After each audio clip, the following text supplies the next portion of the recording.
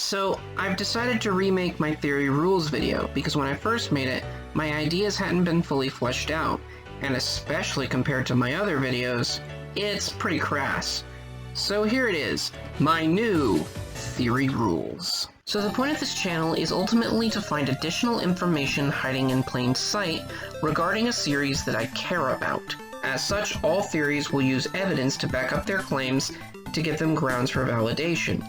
My point is not to make a case for why the theory could be true, but for why there is a high probability that it is true. So, evidence is the name of the game. On the topic of evidence, in order for the idea of using evidence as a baseline to make arguments regarding a work of art to be valid, we have to assume that the works we are analyzing are intentionally, purposefully, and cohesively crafted. That if there are inconsistencies or contrivances, then there must be a logical reason for it. A false assumption, to be sure, as a series can go through different creators with different visions for what the series should be, causing contradictions in the series' logic.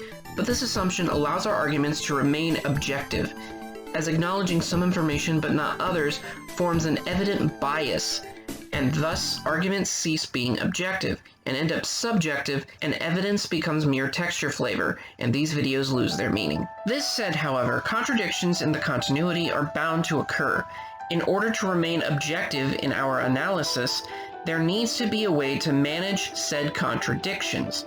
To accomplish this, we will be establishing a hierarchy to classify sources to determine its validity. First, the word of the creator will be treated as an absolute immutable law of the world. But what happens when a creator contradicts themselves or is contradicted by someone else that is also a creator of the work?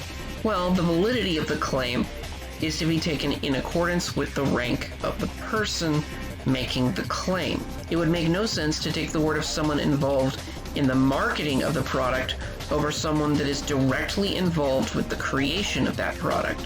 So, to put simply, the more involved in the project someone is, the more say they have. That said, someone who leaves the project loses their say altogether in the event that their word is contradicted by someone else at that point after leaving the project.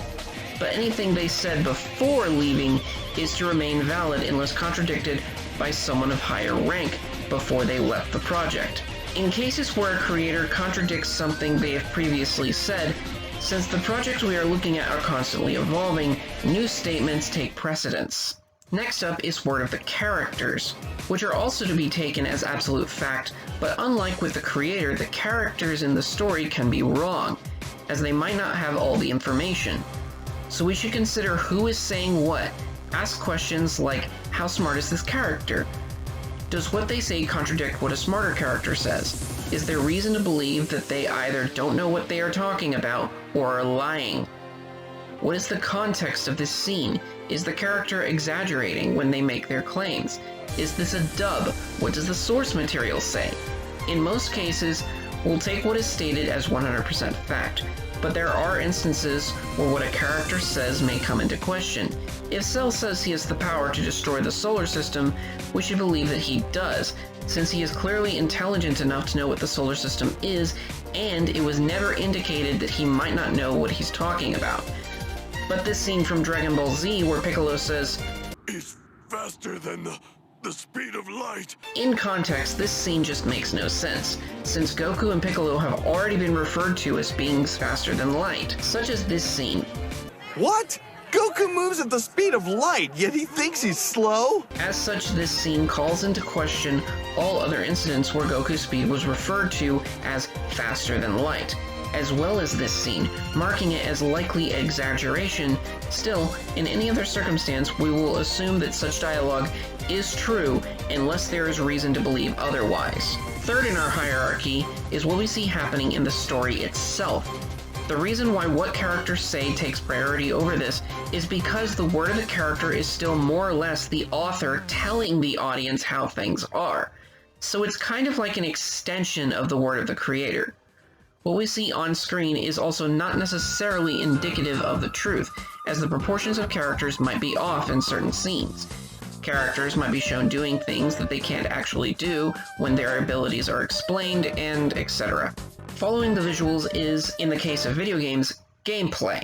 Video games are unique in that they provide the audience with an opportunity to interact with the fictional world, allowing us to see how things work firsthand. However, we must remember that they are video games first and a glimpse into the inner workings of the world second, making them less reliable than, say, the cutscenes in the game that are used to tell the story.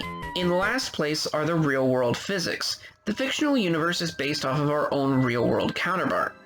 So we'll assume that the normal laws of physics apply, provided it does not conflict with the word of the creator, characters, or what we see in cutscenes or gameplay. At the end of the day, works of fictions play by their own rules. They will not necessarily be consistent with how the real world works. It's the creator's story after all, and the point of these videos isn't to point out how certain things wouldn't work in real life, but to learn what we can about our favorite works of art. This does not mean, though, that everything goes, however, as far as the creators are concerned.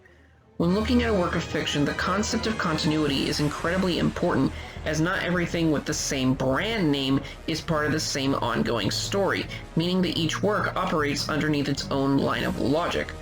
So we won't be using evidence from outside the subject of focus to make a point unless we are trying to make a case for comparison. But on the whole, mixing data between continuities is a no-go. And that's it! These are our rules. Pretty easy to understand, right? In any case, don't forget to like, comment, and subscribe, and I will see you in the next one.